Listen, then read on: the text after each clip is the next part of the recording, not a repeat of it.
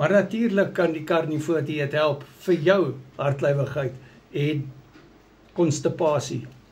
Ons het die Gut Health Bootcamp gedoen en jy kan dit bestel, maar doen eers 'n coaching sessie met my.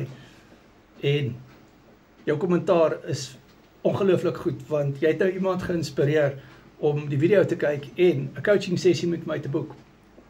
En daarvoor sê ek vir jou dankie.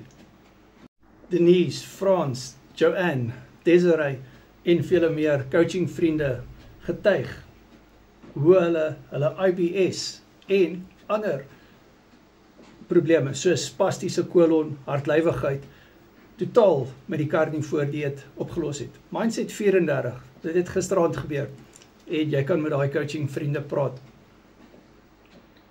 Hoe verstop jy 'n pyp? Jy druk dit vol tou, vol vesel. Jy het geen vesel nodig om te eet nie.